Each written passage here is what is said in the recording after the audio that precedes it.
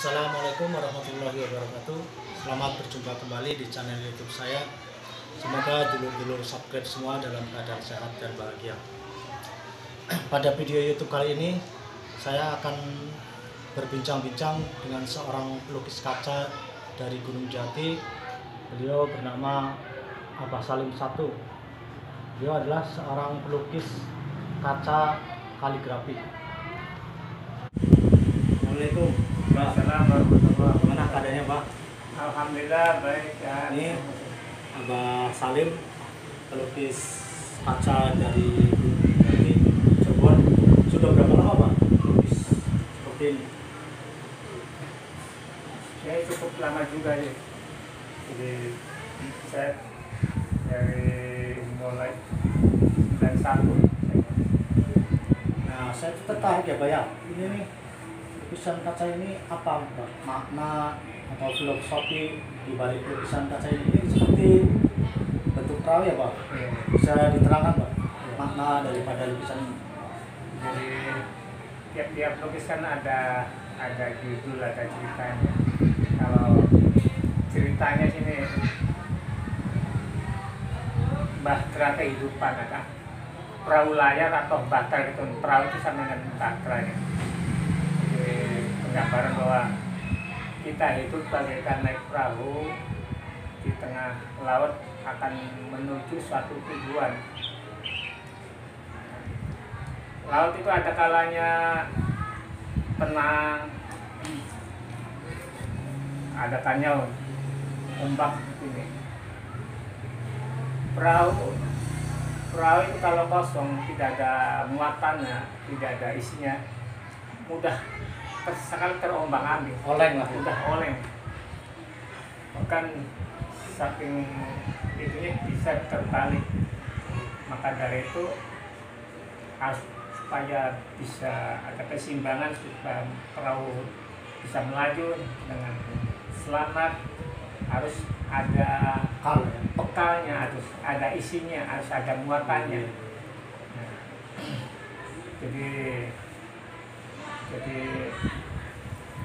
apa namanya? Nah, kalau dari perahunya sendiri itu lafadznya itu sholawat Nabi. Yang ini ya, Pak? Iya. Jadi sholawat mukhatab. Yang mana, Pak? Yang ini ya? Iya, dari ini.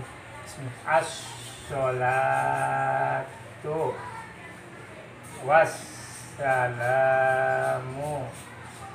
alaika ya sayyidi ya Rasulullah Uddiyati Qollat Ailati Hadriki.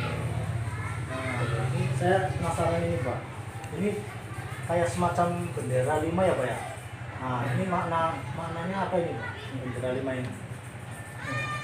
Ini sebenarnya ini lam alif. Oh, ini kayak bendera ya?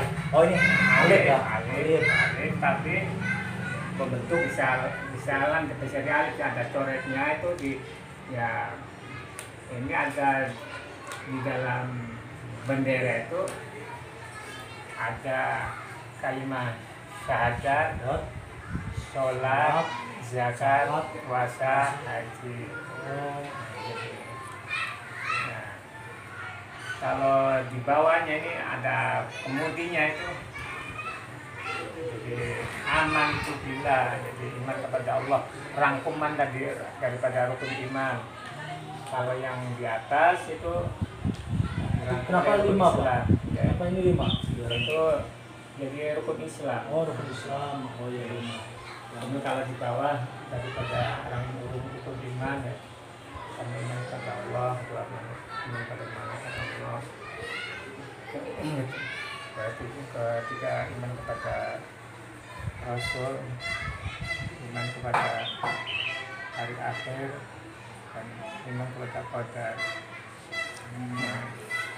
Perahu ya, nah, makanya supaya perahu melajunya dengan baik dan selamat harus ada bekalnya.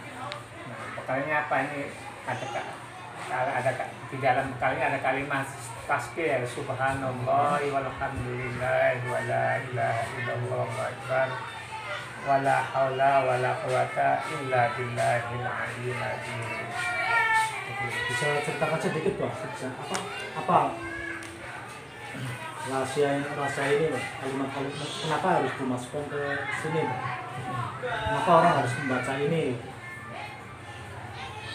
Jadi ibarat perahu itu tubuh kita, bekal tuh ibarat perahu itu tubuh kita.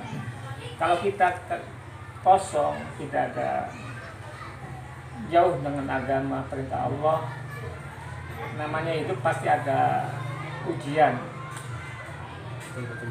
Ada ujian. Jadi, seperti badai itu penggambaran doa itu badai gelombang itu anggapan baik ujian. Betapapun besar ujiannya, kalau kita dekat sama Allah, insya Allah kita akan selamat dan kita akan sabar menghadapinya. Tetapi kalau kita jauh dengan Allah, yang dengan zikir perintah Allah, ketika kita diuji dengan musibah atau kesusahan yang ada, jadi keputusasaan. Jadi makanya bahwa namanya perahu di ibarat kita. Nah, kita amalan-amalan itu harus diisi dengan zikir.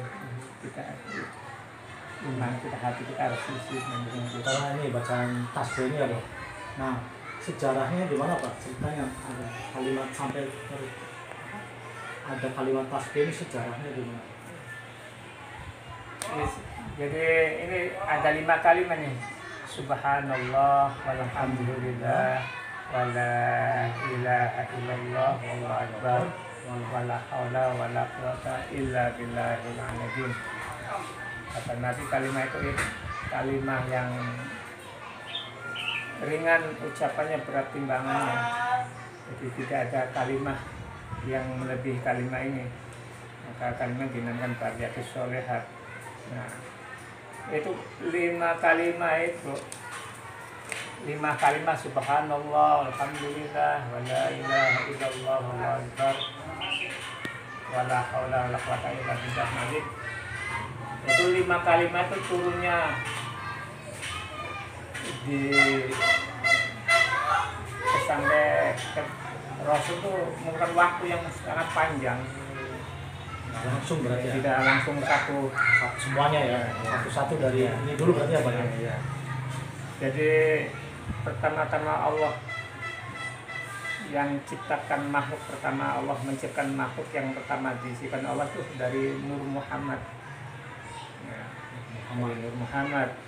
Nah, dari Nur Muhammad Allah menciptakan Arsh, Allah menciptakan malaikat, Allah menciptakan langit, Allah menciptakan bumi, surga, neraka, loh mahfud, kubur, semua alam semesta itu, matahari itu bibitnya dari Nur Muhammad. Muhammad itu ya? Ya, makanya Nabi Muhammad itu Nabi awal akhir, awal penciptaannya dan akhir dia diutus oleh Allah sebagai Rasul yang penutup. Ya. Setelah Allah menciptakan Nur Muhammad, Allah menciptakan Arsh.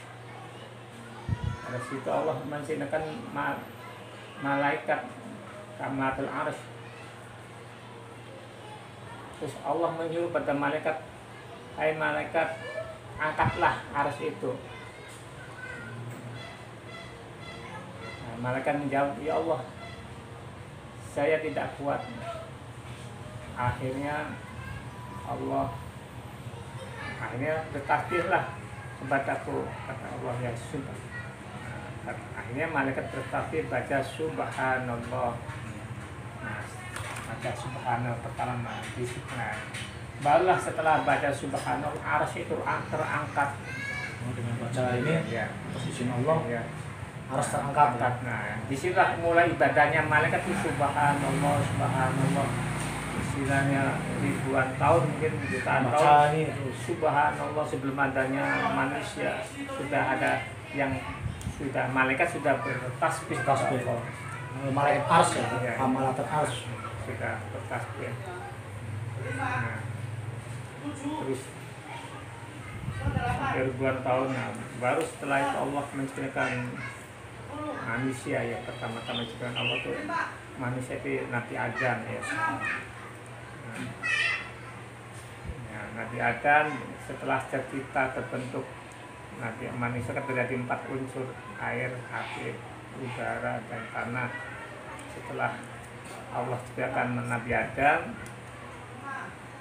nah, Nabi Adam masih belum bangun, masih belum hidup.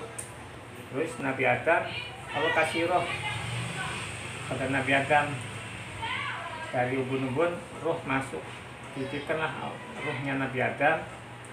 Nah, setelah sampai hidup Nabi Adam bersin, Nabi Adam baca alhamdulillah, ya muji syukur kepada Allah bahwa saya dihidupkan oleh Allah. Jadi akhirnya puji syukurnya Nabi Adam ya kepada Allah, yang malaikat di arsy itu tadinya baca subhanallah, subhanallah, subhanallah. Sambunglah lagi kata Allah kepada malaikat, suruh nyambung puji syukurnya Nabi Adam, tahmidnya Nabi Adam. Alhamdulillah Ya, ya. baca alhamdulillah. Jadi jadi malaikat yang tadinya subhanallah jadi 2 kalimat, subhanallah, subhanallah, alhamdulillah. Jadi subhanallah, alhamdulillah. Itu Terus aja. ratusan tahun. Subhanallah, alhamdulillah. Cuma Terus dari situ, dari Adam, Idris sampai Nuh, ya, Nabi Nuh. Nabi Nuh itu umatnya pada ingkar, pada musyrik, menyembah banyak menyembah selain Allah. Akhirnya Nabi Nuh ngajak umatnya dengan kalimat la ilaha illallah, bahwa tidak ada Tuhan selain Allah. Atau kaum-kaumnya tuh bahwa tidak Tuhan wajib disembah, hanya Allah. Nah, cuman dakwanya Nabi Nuh zamannya 100 tahun, cuma yang beriman cuma 80 orang. bertahun-tahun cuma 80 orang. Termasuk anak dan istrinya yang tidak beriman kepada Allah. Nah, akhirnya Allah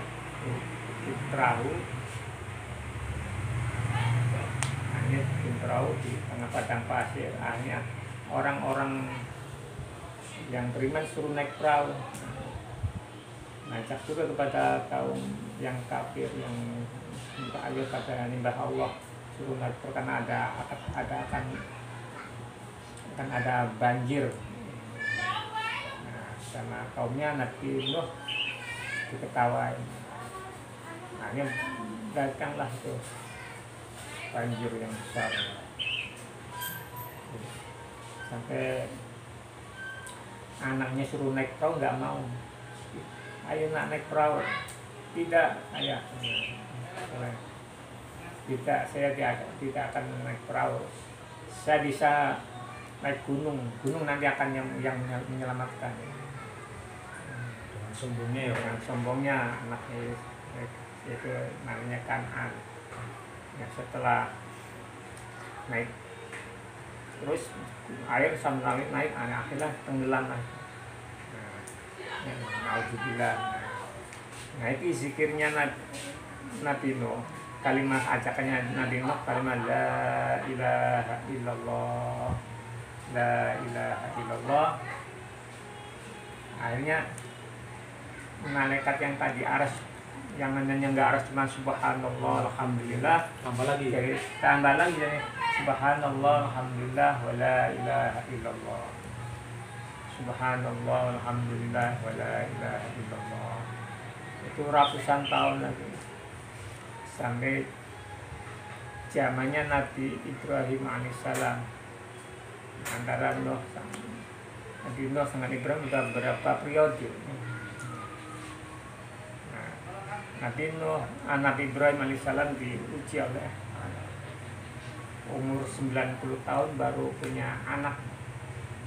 Nah, lagi senang-senangnya, lagi lucu-lucunya, Allah menguji keimanan Nabi Ibrahim alaihissalam, yaitu suruh menyembelih putranya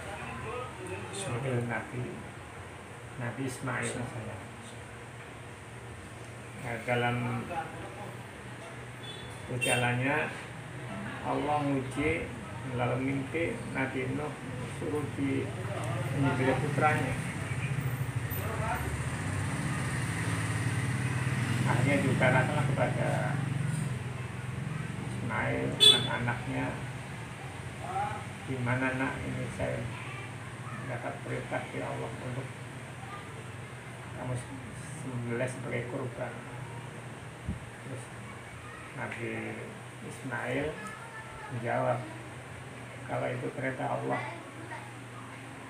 saya siap, rela untuk kurban. Hanya perjalanan di suatu tempat, Nabi Ibrahim dengan Nabi Ismail bawa golok sama tambang untuk ngikat. Nah, di perjalanan Nabi Ismail digoda oleh setan bahwa kamu jangan mau, kamu mau disembelih, mau dikorbankan.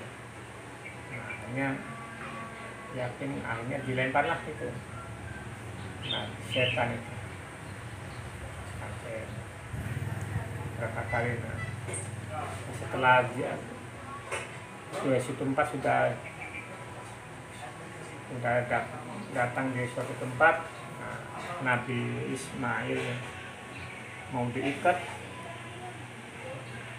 lama bapak, saya nggak usah diikat, saya tidak akan lari karena ini perintah Allah. Jadi hanya Nabi Ismail siap dipotong, siap disembelih untuk berkorban. Nah, goloknya udah diasah. Nah, waktu mau diasah itu goloknya itu nggak mempan. Nah, iya. Nah, barangkali mungkin kurang tajam, diasah lagi goloknya sampai 2 kali, nggak mempan juga. Jadi dalam keadaan bingung, hanya Nabi Ibrahim alaihissalam, ya akhirnya Allah katakan malaikat Jibril supaya untuk menyembelih Nabi Ismail harus membaca takbir. Nah, setelah baca takbir, baca Allahu Akbar, nah, barulah mempan. Tapi sebelum mempan, Allah, malaikat Jibril sudah ganti domba yang di surga, dari surga.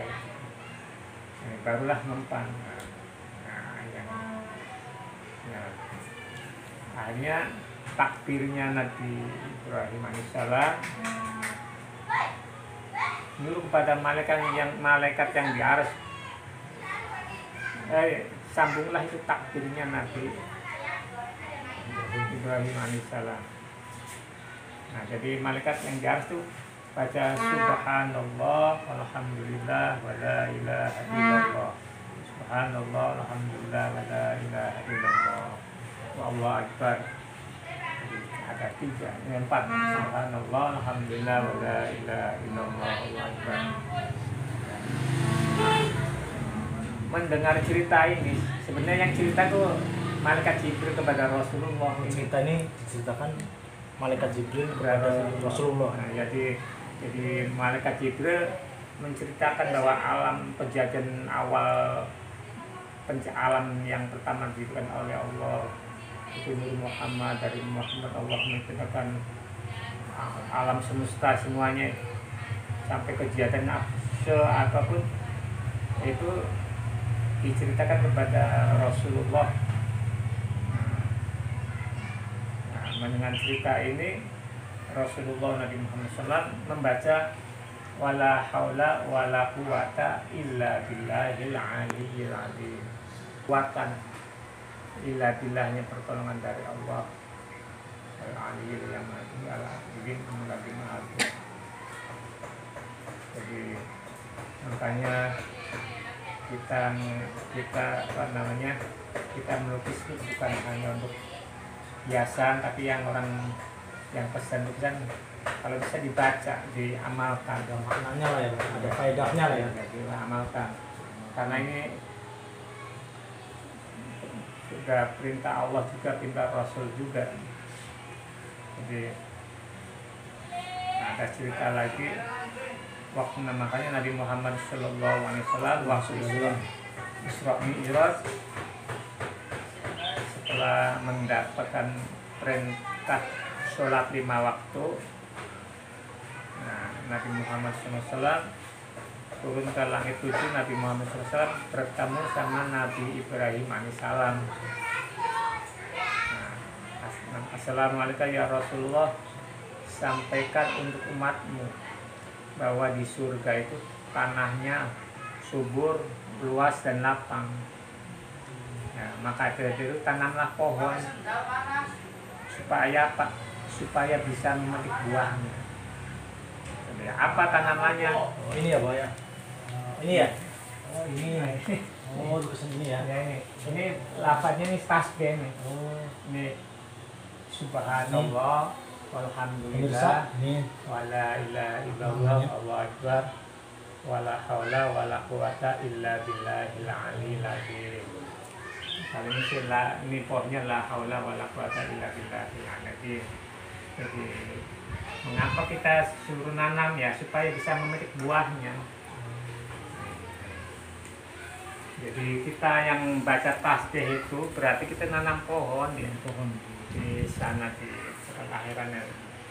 Dan hikmahnya bukan di sana aja, insya Allah orang yang mengamalkan baca tasbih itu insya Allah akan dimudahkan segala urusannya.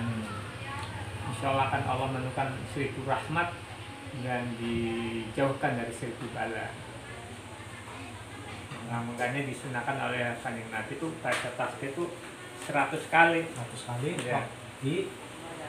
Diamalkan setelah subuh sama asar. Asar ya. 100 kali ya. Makanya ada dari Rasulullah ya, dari yang artinya tuh Sa'd bin Abi Waqqas berkata, kami pernah berada di sisi Rasulullah SAW. Beliau bersabda, apakah salah seorang dari kalian tidak mampu untuk memperoleh 1000 kebaikan hari ini? Maka seseorang yang itu bertanya, bagaimana seorang bisa memperoleh 1000 kebaikan? Dia menjawab, bertasbihlah 100 kali, maka akan ditulis untuk 1000 kebaikan dan dihapus 1000 kesalahan.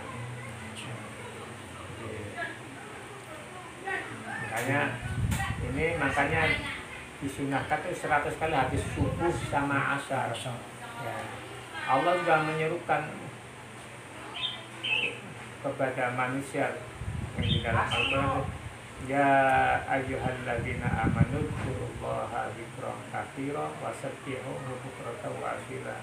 Jadi wahai orang yang beriman, berzikirlah, ingat kepada Allah dan zikir yang sebanyak-banyaknya, dan bertasbihlah di waktu pagi dan petang. Jadi pagi itu waktu subuh, petang itu asar. Jadi mangga, jadi Mas Opan ya kita akan baikkan alhamdulillah untuk bekal di akhirat. Jadi jangan lepas kita yang dianjurkan oleh Kanjeng Nabi untuk bertasbih kepada Allah, karena semuanya makhluk hidup itu, semuanya yang Allah ciptakan tuh semua dari angin, api, gunung, semua bertasbih. Binatang kecil yang jangkrik semuanya bertasbih.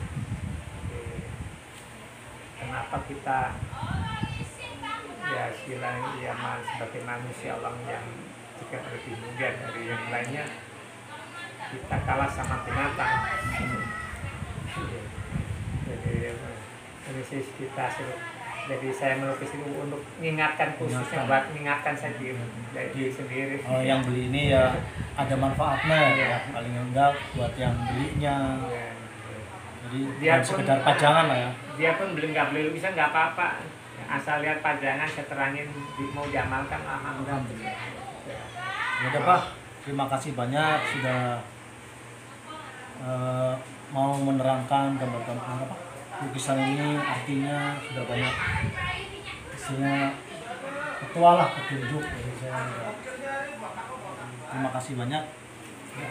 Demikian dulu subscriber wawancara bincang-bincang saya dengan Abah Salim dari Gunung Jati, seorang pelukis kaca kaligrafi. Sampai bertemu kembali di channel YouTube saya berikutnya. Assalamualaikum warahmatullahi wabarakatuh.